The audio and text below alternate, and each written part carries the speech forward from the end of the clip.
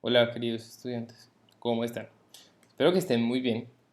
Eh, Esta es la metodología que vamos a utilizar para nuestras clases, para continuar con el contenido de la materia, atendiendo a este suceso único, impresionante, eh, loco, desafortunado y todo lo que quieran llamarlo, aunque bueno, nada, pues es lo que hay. Y bienvenidos serán, espero que lo estén disfrutando mucho. Espero que lo puedan entender o que lo estén entendiendo un poco y que aprovechen al máximo este tiempo para compartir con sus familias y para ver alternativas de vida. Eh, bueno, pues atendiendo esta contingencia, eh, vamos a manejar o debemos tener nuestras clases de una manera diferente y para el efecto pues vamos a hacer lo siguiente. Yo voy a colgar, voy a explicarles la clase como si estuviera dándoles clase presencial. La voy a colgar en el canal de YouTube, en un canal de YouTube, y ustedes la pueden consultar las veces que quieran. Si encuentran dudas, alguna duda, vamos a generar una hora determinada dentro de la semana para que ustedes me hagan preguntas respecto de la clase y si no hay preguntas, pues vamos a avanzar. Eh, los temas van a ser más cortos. ¿Por qué van a ser más cortos? Pues porque el objetivo es que eh, esto es una especie de ensayo de clase, no va a ser la clase como tal, entonces va a ser más corto para no recargarlos tanto. Y ya, eso les cuento, queridos estudiantes. Igual el tema como sea y en la manera en la que la universidad vaya permitiéndolo, se va a hacer de manera completa, se va a desarrollar el curso. Espero que estén bien y una vez más, pues les quiero recordar que por favor les pido que se cuiden mucho, que aprovechen al máximo sus familias, que tengan este tiempo eh, o aprovechen este tiempo para compartir, para disfrutar y para crear alternativas. Pienso que este es un tiempo grandioso para crear alternativas de negocio y para focalizar alternativas de crecimiento, no solamente en el asunto económico, sino en el asunto personal. Entonces, bueno, les deseo una linda cuarentena y si necesitan algo, aquí estoy. Les pido disculpas por no haber remitido la clase anteriormente o haber hablado anteriormente, pero estaba con unos asuntos personales en los cuales o respecto a los cuales no podía alejarme. Son unos aspectos personales. Entonces, bueno, me fue un poco complejo, pero aquí estoy y nos pondremos al día muy pronto. Entonces, en la clase de hoy vamos a ver lo atinente a el salario. Es lo siguiente. Entonces, para entender el salario es la remuneración o la contraprestación que recibe un trabajador por la prestación personal del servicio. ¿Se acuerdan de los tres elementos del contrato de trabajo? Acuerden que el tercer elemento del contrato de trabajo es el salario. Entonces vamos a desarrollarlo. ¿Por qué razón? Este es un elemento muy importante que ustedes, los administradores, deben, y los contadores en la clase que tenga, los contadores deben manejar muy bien, como quiera que esto es lo que les va a determinar. El salario es el que determina el flujo de caja o el flujo de su empresa, la liquidez de su empresa, ¿sí? Y los gastos de la empresa van a estar determinados por el salario, como quiera que es lo que ustedes tienen que pagar mensualmente, de donde se van a determinar los diferentes rubros a pagar no solamente en salario, sino en aportes a seguridad social y luego en prestaciones sociales. Entonces de aquí se obtienen los gastos prestacionales y esto es un elemento fundamental para ustedes y lo deben manejar con mucho cuidado, como quiera que esto delimita o puede llegar a afectar en alguna medida una empresa. Por ello deben ser muy responsables con esta situación y evitar posteriores conflictos jurídicos, perdón, conflictos judiciales. Deben evitar al máximo. Entonces, pues es un asunto muy importante, muy importante. Listo. Salario. Para el efecto, nuestra normativa laboral, puntualmente el artículo 127 del Código Sustantivo del Trabajo, delimita qué constituye salario o cuándo se está hablando de salario, ¿sí? ¿En qué momento podemos decir, ah, bueno, este es el salario, esto es lo que pagamos por salario? ¿En qué momento? Bueno, pues así como lo hago normalmente en clase presencial, se los voy a explicar ahora de manera virtual. Entonces voy a leer el artículo y voy a ir de manera detenida explicándole cada elemento o cada punto importante del salario. Entonces, dice el artículo 127 que constituye salario no solo la remuneración ordinaria fija o variable, es decir, el pago que puede ser la remuneración ordinaria es lo que le pagan normalmente, no dice el salario mínimo o lo que se acordó entre las partes, esa es la remuneración ordinaria. Esta remuneración ordinaria puede ser fija, es decir, 1.000.000 de pesos mensual o 500.000 pesos quincenal, para lo que en el mes va a ser 1.000.000 de pesos y no se va a modificar. Y cuando se entiende que es fija, cuando en los últimos 3 meses no ha variado, ¿verdad? Y o variable, la remuneración variable es cuando se hacen diferentes pagos, entonces nunca van a encontrar que una suma se repita. Entonces, en los últimos 3 meses no se repiten los pagos, es decir, 800, 900, 1.000.000, 1.100.000.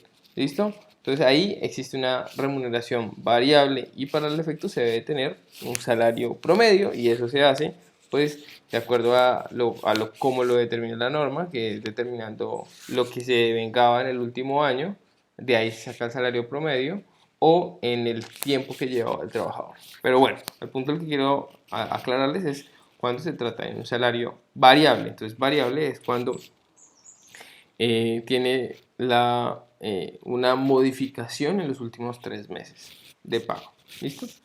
Ahora, entonces dice la norma que no solo esto se entiende que es el salario, sino que existen otros aspectos que constituyen salario. ¿Cuáles son?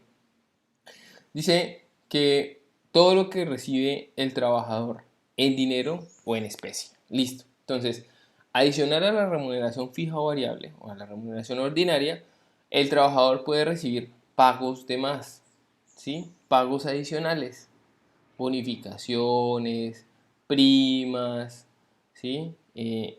Demás.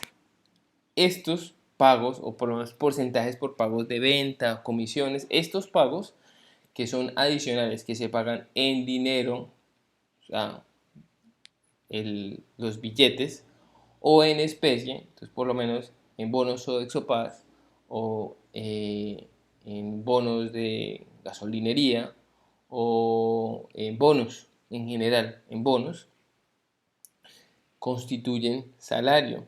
Ojo, pero dice la norma como contraprestación directa del servicio. ¿Qué implica esto? Que estos pagos que yo reciba tienen que ser como consecuencia de mi trabajo, no del trabajo de alguien más. No, tiene que ser como consecuencia de mi trabajo, del cumplimiento de mis metas, del cumplimiento de mi productividad. ¿Sí? Cuando yo cumplo con eso, se está haciendo un pago como contraprestación directa del servicio. Ejemplo, tenemos una fábrica de beleños, entonces yo le digo a usted, si usted me vende 50.000 beleños, yo le voy a pagar el 3% adicional de lo que usted, de su salario. Entonces, no sé, ¿sí? Entonces, bueno, listo, entonces yo me vendo 200.000 beleños, listo, entonces pues ahí tengo un 12% adicional a mi salario. ¿Y por qué se da? Pues porque yo trabajé muy duro. Entonces eso es como contraprestación directa del servicio. ¿Qué más dice la norma? Sea cualquiera la forma o denominación, es decir, independientemente de la manera en la cual se le llame a este pago adicional al salario o a la remuneración ordinaria o fija o variable. Y la norma establece unos nombres como son meramente enunciativos, es decir, pueden haber varios diferentes nombres, entonces como primas, sobresueldos, bonificaciones habituales, valor de trabajo suplementario, horas extras, valor del trabajo en días de descanso obligatorio, porcentaje sobre ventas y comisiones. Según el artículo 127, esto es lo que en el arbur jurídico es salario. ¿Listo? Claro, parece que puede estar perfectamente claro. Y si tienen dudas, me avisan. Mentiras. Listo. Entonces, estos son los elementos, pero bueno, eso es lo que dice el artículo. Yo lo condensé. ¿Y cuáles son las exigencias? Determiné en una diapositiva cuáles son las exigencias para que sea un salario, para que sea salario. Entonces son los siguientes. Primero, que sea un pago en dinero o en especie. ¿Listo? Entonces tiene que ser un pago. O sea que debe haber se debe recibir algo a cambio. ¿Listo? Un pago en dinero o en especie. Ahora, ¿qué más? Debe existir una contraprestación directa del servicio. Y encontré una definición de un doctrinante que decía así: entre el esfuerzo invertido en la ejecución de la labor y el pago que reciba el empleado, debe existir correlación, o bueno, es la correlación inmediata entre el esfuerzo invertido en la ejecución de la labor y el pago que recibe el empleado. Como ya se los expliqué, es el resultado de mi prestación personal del servicio, del cumplimiento de mis metas, ¿sí? Esa es la contraprestación directa del servicio. Pero ¿qué más? Y esto ha sido un desarrollo jurisprudencial de cierta manera porque, o bueno, también la norma lo dice, el 127 habla de puntualmente bonificaciones habituales. Entonces, una de las exigencias que se ha desarrollado por la jurisprudencia nacional es que este pago debe ser habitual, constante, permanente, ¿sí? Y por constante, permanente no implica que tiene que ser todos los meses, no, debe ser habitual. Habitual puede ser cada 6 meses, cada 3 meses, cada año, cada 5 años, ¿sí? Pero que sea habitual, que ustedes ya tengan claro que, bueno, han pasado 3 años y me van a pagar el bono, ¿listo? Que ya esté delimitado cada cuánto le van a pagar, ¿listo? Bueno, digamos que en el tema de la habitualidad o que sea permanente, no existe una certeza respecto de esta situación. O sea, no hay una definición clara de cuándo es habitual y cuándo no. Hay un doctrinante, que es uno respecto de los que tengo o baso mi clase, y él decía que es habitual cuando se paga más de la mitad de lo que trabajó el empleado. Es decir, y ponía el ejemplo, si el trabajador prestó el servicio durante 10 años y la bonificación o el pago adicional se lo pagaron por lo menos 6 veces en esos 10 años, es decir, o bueno, 6 veces no, 6 años, hay habitualidad porque más de la mitad del trabajo se le pagó, ¿sí? Entonces, pero dice el doctrinante o el escritor para ustedes, que si se le pagaba 4 veces en 10 años o 2 veces en 10 años, pues no era habitual. Entonces habitual es que sea periódico, que ustedes lo puedan identificar, ¿sí? Que sea algo que se dé de manera constante. ¿Listo? Además de ello, este pago debe incrementar el patrimonio del trabajador. ¿Por qué razón o cómo se los puede explicar? Si por lo menos a mí me hacen un pago adicional, pero ese pago adicional no va para mis arcas, sino va para yo pagar el alimento, ¿sí? Entonces me dicen una bonificación por alimentación, ¿sí? Y es únicamente para que yo vaya y coma en un restaurante determinado, ese dinero al final no es para mí, ese dinero al final es para el restaurante, o por lo menos es un dinero adicional para que yo logre prestar el servicio. No es un dinero que al final va a ser para mí, sino para poder prestar el servicio, entonces no va a incrementar mi patrimonio. Y finalmente, este pago no debe ser gratuito, es decir, no debe existir una liberalidad por parte del empleador.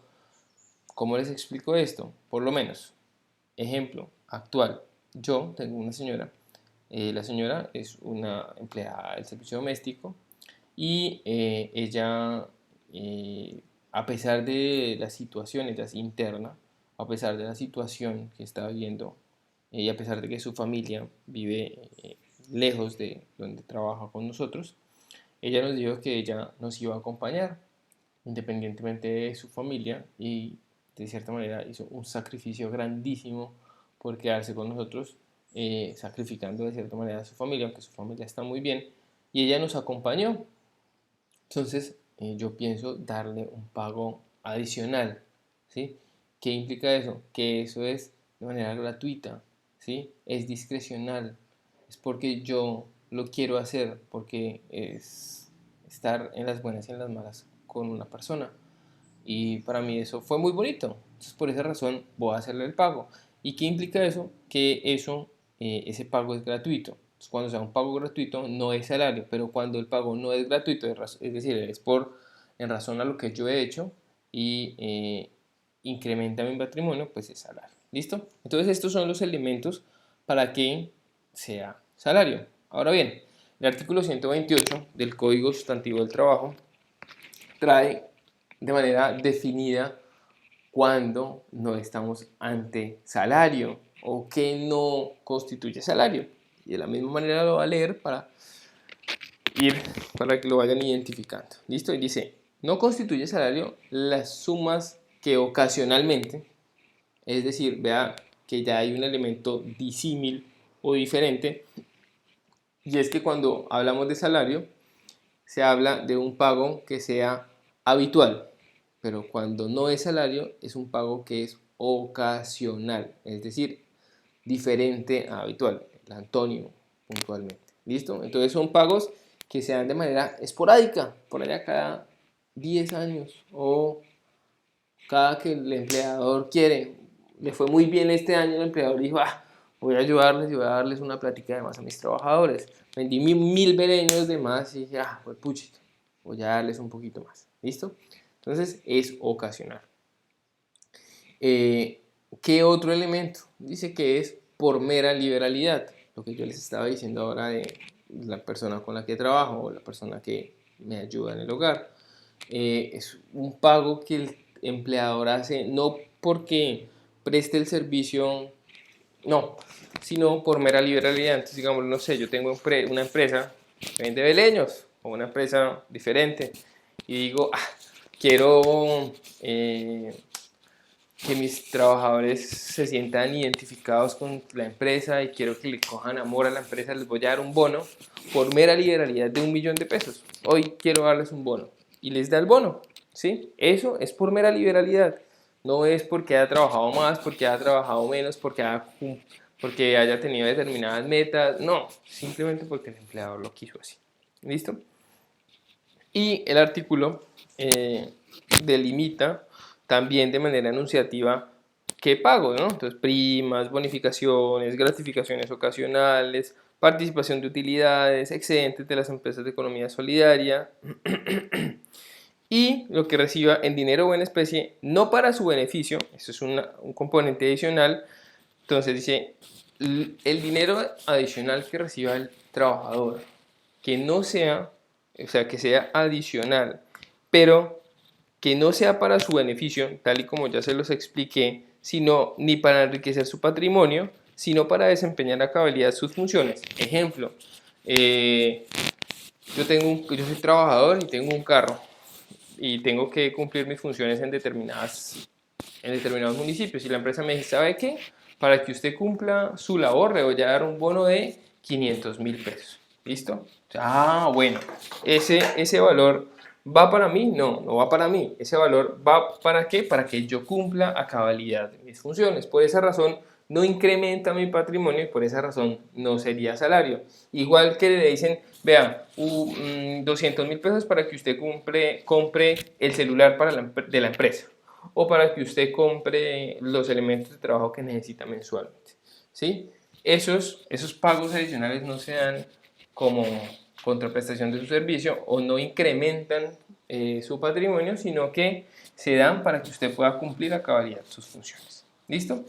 Dice que tampoco son salario, tampoco es salario las prestaciones sociales. ¿De qué tratan los títulos? Bueno, las prestaciones sociales, que se las voy a explicar más adelante, y tampoco los beneficios habituales u ocasionales acordados convencionalmente o contractualmente u otorgados en forma extralegal por el empleador cuando las partes hayan dispuesto expresamente que no constituyen salario en dinero o en especie, tales como la alimentación, habitación o vestuario, las primas extralegales de vacaciones, de servicios o de Navidad. Bueno, entonces, esto último puntualmente se llama pactos de desalarización y tienen un contenido especial y puntualmente la norma dice que esto se da cuando las partes de común acuerdo dicen este pago no va a constituir salario, sino que este pago los dos vamos a llegar al acuerdo de que no es un salario. ¿Listo? O sea, pactos de desalarización. Entonces, cuando se está ante un pago que no constituye salario, cuando es ocasional, es decir, no es habitual ni permanente y se da por mera liberalidad, es decir, el empleador lo quiere hacer para ayudar o cuando quiere hacerlo por mera liberalidad porque quiso. ¿Listo? Otro, tampoco son salarios cuando se dan pagos para el desempeño de su trabajo, es decir, el pago de gasolina o el pago de determinadas situaciones para que yo cumpla con mi trabajo. ¿Listo? Tampoco son pagos que constituyen, estos pagos tampoco constituyen salarios, son las prestaciones sociales. Y finalmente, los pactos de exclusión salarial, que son acuerdos entre las partes en los cuales se indican que no van a ser salario determinados pagos. ¿Listos? Claros hasta ahí. ¿Listo? Para mí está claro. Si tienen alguna duda, acuérdense que vamos a determinar un día. Ustedes me van a decir, querido docente, tenemos unas dudas y queremos que nos las resuelva. Y entonces nos vamos a encontrar y vamos a hablar acerca del tema. ¿Listo? Ahora, este último punto, el punto de los pactos de exclusión salarial, han sido utilizados de una manera, como ustedes ya saben, en Colombia, los colombianos tenemos algunos o muchos colombianos utilizamos mal nuestras herramientas jurídicas, entonces han sido utilizadas por algunos empleadores para disfrazar pagos que constituyen salario como pagos que no son salario, ¿sí? Y para el efecto han sacrificado derechos laborales de los trabajadores. Entonces, ¿qué es lo que han hecho? Cogen un pago que tiene por naturaleza contenido salarial, es decir, es habitual, es permanente, es como contraprestación directa del trabajo, incrementa el salario, incrementa el patrimonio del trabajador y además de eso no se da de manera gratuita. Y estas personas o los empleadores lo que hacen es que suscriben un documento en el cual dicen que ese pago determinado que ustedes ven que cumple con los requisitos para hacer salario, ellos acuerdan que no es salario, ¿sí? Y entonces simplemente se le paga al trabajador, pero con esto no se liquidan las prestaciones sociales. ¿Listo? Entonces, ojo, no sé si, no, ya, creo que ya se los expliqué. El salario es muy importante para ustedes como administradores porque es el que determina el flujo de su empresa o cuáles van a ser los gastos. Entonces, ustedes saben que tienen que pagar como salario a un trabajador 1.000.000 de pesos y digámoslo que ustedes hacen un pacto de exclusión salarial de 1.500.000 pesos. Entonces, le van a pagar mensualmente al trabajador 1.500.000 pesos, pero cuando le vayan a liquidar las cesantías o las primas o las vacaciones o los intereses a las cesantías, no lo van a liquidar con base en 1.500.000, sino con base en la remuneración que se determinó como salario, que es 1.000.000 de pesos. ¿Listo? Entonces, pues hay una gran diferencia y eso lo entenderán mucho mejor cuando lleguemos y hagamos las liquidaciones de las cesantías, porque el valor va a ser totalmente diferente y los gastos prestacionales de la empresa van a ser menores. ¿Listo? Entonces, ¿qué eran lo que hacían, que hicieron muchas empresas? Entonces, digámoslo, y esto pasó mucho en el sector petrolero, entonces tenían un trabajador, el trabajador ganaba mensualmente 10 millones de pesos, ¿listo? Pero resulta que el trabajador tenía una remuneración de 5 millones de pesos, una remuneración fija o una remuneración ordinaria de 5 millones de pesos, y le pagaban 2 millones de pesos en bonos de campo, 2 millones de pesos en bonos de en un bono o una prima de carestía y 1.000.000 de pesos adicional por productividad. Y hacían un pacto de exclusión salarial y decían, estos pagos adicionales no constituyen salario. Entonces, el bono de campo, la prima de carestía y el bono de productividad no constituyen salario. Y listo, entonces llegaban y despedían al trabajador o le hacían la liquidación de las cesantías y lo liquidaban con 5 millones de pesos, pero en realidad la persona se ganaba 10 millones de pesos.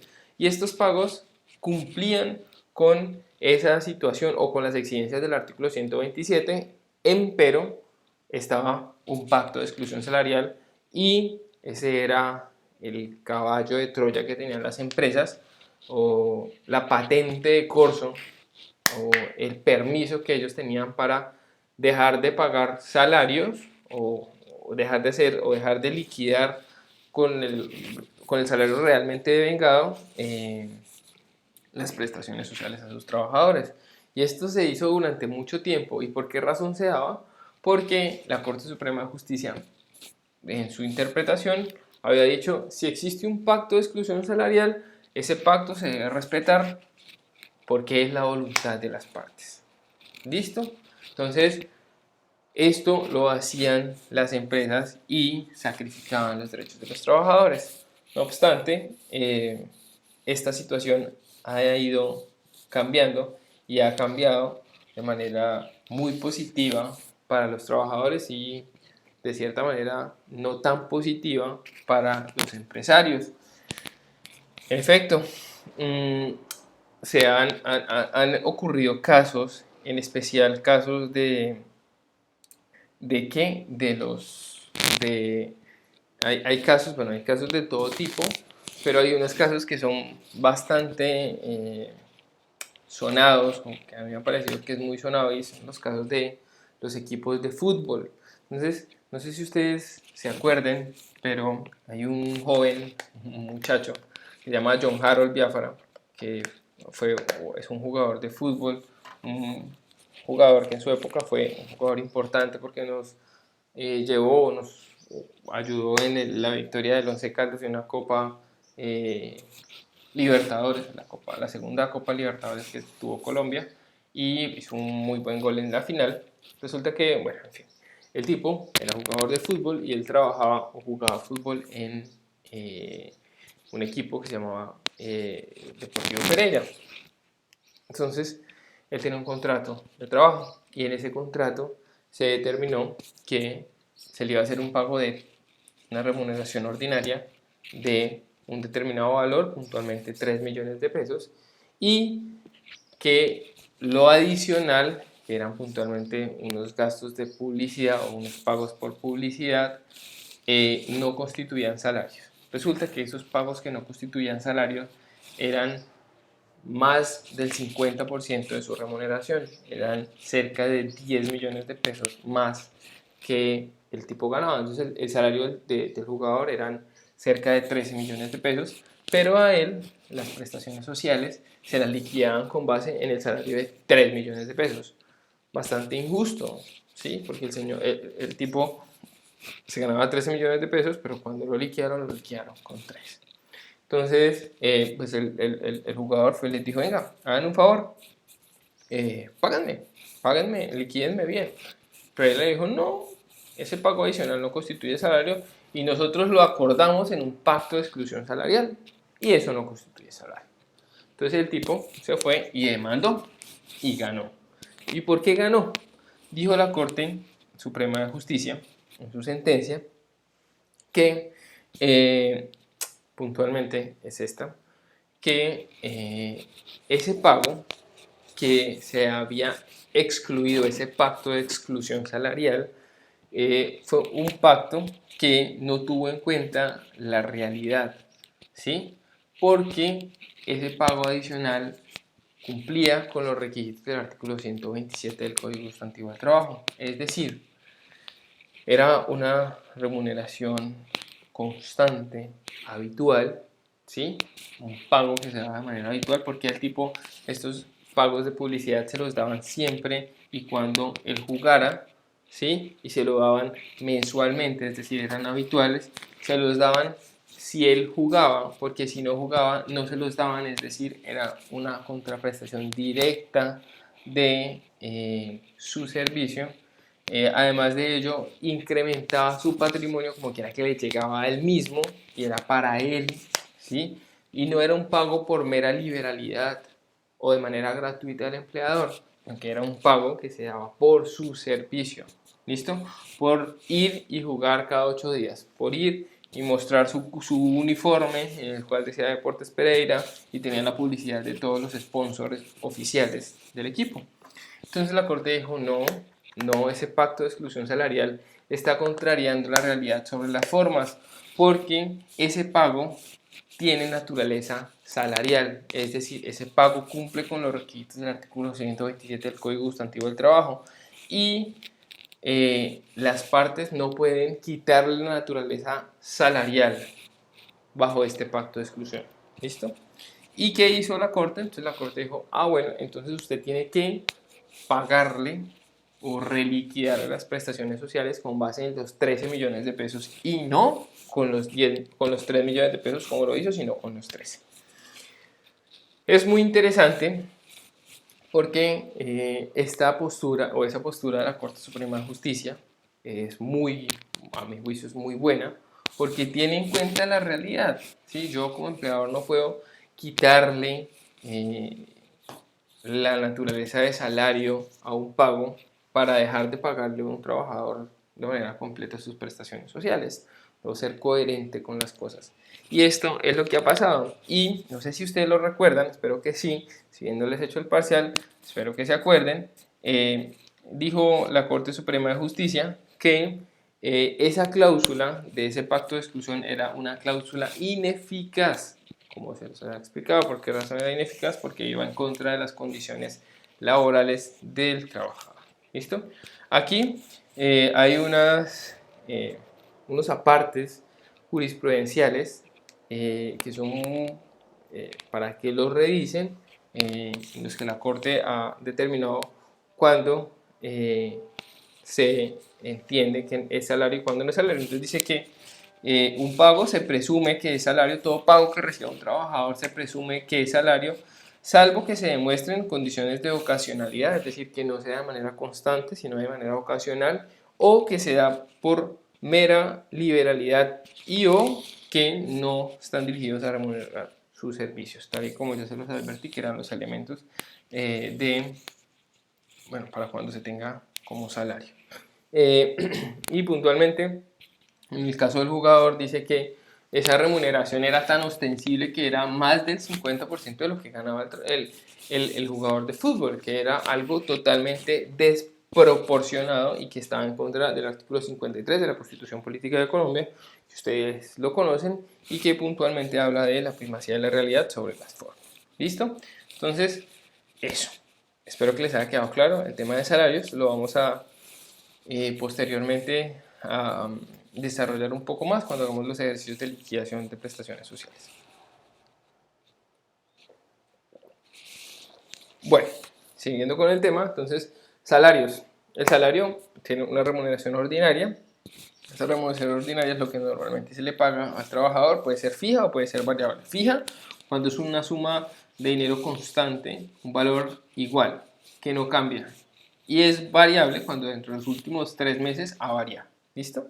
Entonces, por lo general es variable cuando se le ponen metas. ¿Sí? Entonces, estas personas que, no sé, que trabajan en catálogos, en revistas de catálogos directamente, o que trabajan para seguros, para empresas de seguros o para empresas de banco o para bancos o para fondos de pensiones. Ellos normalmente les ponen unas remuneraciones variables que tienen porcentajes y varían porque depende de la productividad.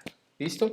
Pero también puede ser extraordinaria, que son cuando existen convenciones colectivas de trabajo o pactos colectivos en los cuales se determinan que existen pagos adicionales que constituyen salario, que sea acordado que constituye salario. ¿Listo?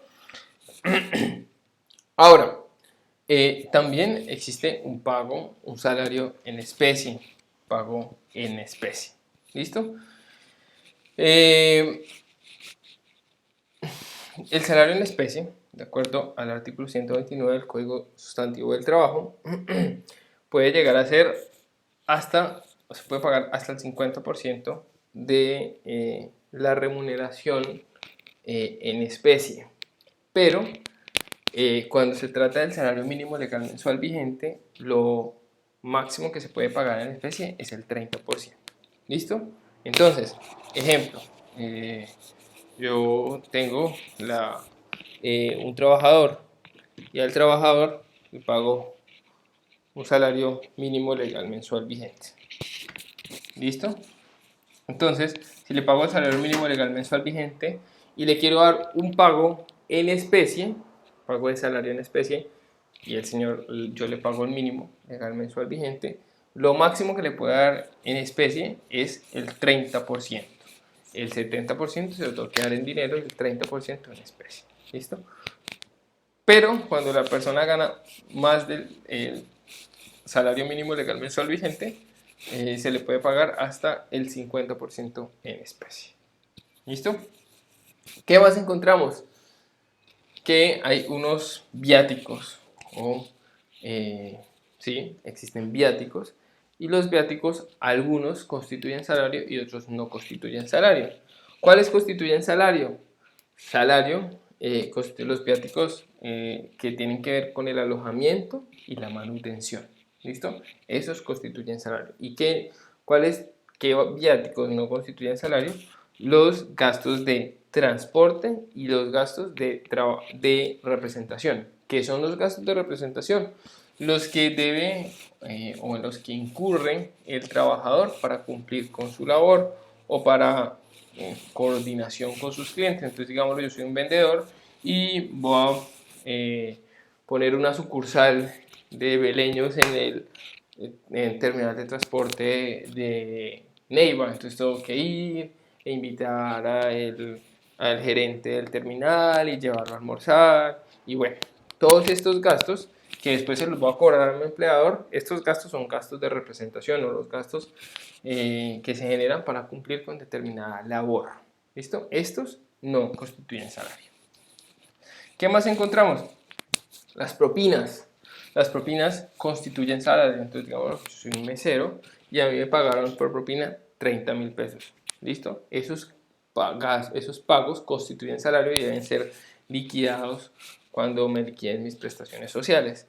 Ojo, pero estas propinas no se pueden establecer como salario base. Es decir, bueno, entonces vea, su salario van a ser sus propinas. No. Eso puede ser algo adicional, pero debe existir un valor base de propina, un valor base de salario. No puede ser que únicamente el pago van a ser las propinas. ¿Listo? De hecho, no se puede determinar como salario. ¿Listo? Como salario base. ¿Listo? ¿Qué más encontramos? Que hay unas modalidades de salario. Entonces, no solamente es salario, no, sáquense de la cabeza que únicamente es salario el que se paga mensual. ¿Listo? Porque hay diferentes modalidades, entonces por unidad de tiempo, entonces por horas, voy a pagar por horas, ¿listo? O por una hora, entonces por esta hora le voy a dar 15 millones de pesos. O a destajo, como normalmente pasa con los trabajadores del café, con los que cultivan, entonces por el peso de lo que usted recoja le pago, eso se llama a destajo o por tarea, y por tarea, ¿listo?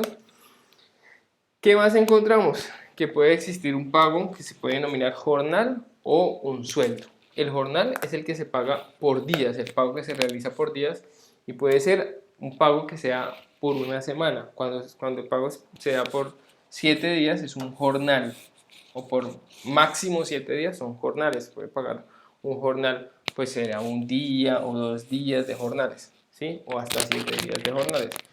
Más de 7 días se entiende que es un sueldo. ¿Listo? El sueldo puede ser por más de 7 días y hasta por un mes. No puede ser más de un mes. ¿Listo? ¿Qué más encontramos? Encontramos también el salario integral. No sé si ustedes han escuchado, yo lo he escuchado muy constantemente en mis audiencias, que las personas dicen, no, lo que pasa es que yo le daba un salario integral. Yo, bueno, ¿y eso qué consiste? No, pues es que yo le pagaba 1.000.000 de pesos con todo. ¿Cómo así? Es decir, que en ese 1.000.000 de pesos yo le pagaba el auxilio de transporte y le pagaba las prestaciones sociales. Bueno, pues puntualmente eso es el salario integral. Es un pago en el cual comporta un factor salarial y un factor prestacional. ¿Listo? Pero, ojo, el salario integral únicamente se da cuando se pagan 10 salarios mínimos legales mensuales vigentes, que son cerca de 8.877.000 pesos más o menos. Es decir, que el salario integral únicamente se puede dar de 10 cuando se ganan 10 salarios mínimos legales mensuales vigentes. Es decir, que usted pagando salarios mínimos legales mensuales vigentes no puede decir que es un salario integral. No, únicamente las personas que ganan 10 salarios mínimos legales mensuales vigentes. ¿Listo? Esta es la primera exigencia. ¿Qué constituye el salario integral? Dos cosas. Los 10 millones los 10 salarios mínimos legales mensuales vigentes, que es el factor salarial, y un factor prestacional, que es el 30% de esos 10 salarios mínimos legales mensuales vigentes. Esos dos elementos dan el salario integral. ¿Listo? ¿Claros hasta ahí? Listo. Ahora, ¿qué exigencias debe contar o debe tener el salario integral? Debe ser por escrito. ¿Y en qué consiste? Bueno, sea por escrito, es decir, debe existir un pacto. ¿Y qué implica el salario integral? ¿Cuál es la consecuencia del salario integral? Que no se le van a pagar prestaciones sociales a la persona, porque se supone que las prestaciones sociales se están pagando dentro del salario integral. Entonces, digámoslo que dentro de esos 10, 11 millones, 10 millones de pesos más o menos, que va a ser el salario integral, ahí van cesantías, primas, vacaciones y intereses a las cesantías. ¿Listo? Entonces no se le va a pagar en diciembre, digámoslo, la prima de servicios, o en junio la prima de servicios, no. O en diciembre no se le va a pagar las cesantías, o en enero los intereses a las cesantías, no se le va a pagar nada de eso porque se supone, o no se supone, porque el pago se hace dentro de su salario integral. ¿Listo? ¿Qué implicaciones tiene el salario integral? Que recibirá la liquidación de sus cesantías en el momento en el cual digamos que la persona tiene un contrato y se le da una remuneración determinada y después de eso se dice le va a pagar salario integral. Entonces se liquidan las cesantías y se le entregan las cesantías al trabajador, y después de cuando inicia el salario integral, pues no se le vuelven a pagar cesantías. ¿Listo?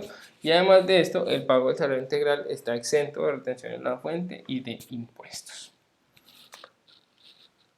¿Qué cosas? Hay unos asuntos adicionales que se deben tener en cuenta, ustedes que son los empresarios, es lo siguiente. Se puede, normalmente el pago que se da en Colombia pues se da con base en la moneda colombiana, no obstante se puede hacer pactos en moneda extranjera. Es decir, yo puedo acordar el pago de mi salario en dólares o en euros o en yenes, lo que sea, ¿listo? Pero el trabajador, si quiere en el momento determinado recibir el pago en la moneda colombiana, el empleador se la debe pagar y se hará con base en la tasa de cambio del día. ¿Listo?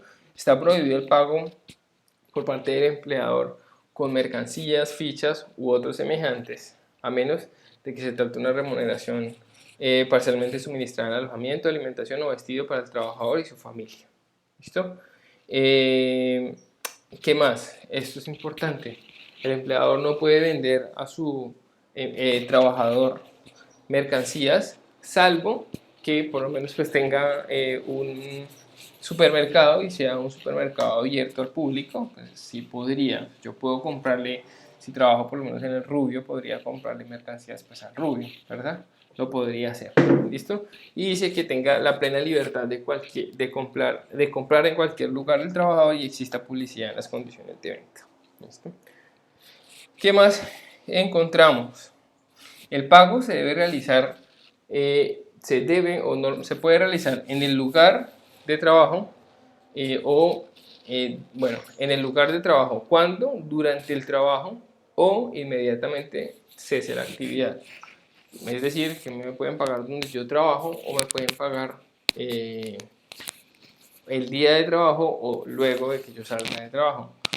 Y me lo pueden pagar en donde trabajo o, salvo, como dice el artículo o como dice la norma, salvo pacto entre las partes, me pueden consignar o me pueden pagar en otro lugar. ¿Listo? Donde no se pueden hacer los pagos, en centros de recreo o de vicio, es decir, en tabernas o lugares donde vendan licor o bueno, determinados lugares de centros de recreo o de vicio, salvo que las partes trabajan en uno de estos establecimientos. Y finalmente dice que el pago se debe realizar directamente al trabajador o a quien esta persona autorice. Listo. Con esto damos por sentado o vemos parte de clase de salarios. Luego vamos a entrar a descuentos y eso lo haremos en una próxima oportunidad. Espero que estén muy bien y que se cuiden mucho, por favor. Les pido que por favor se cuiden mucho. Estoy muy atento a que ustedes estén bien. Buen día.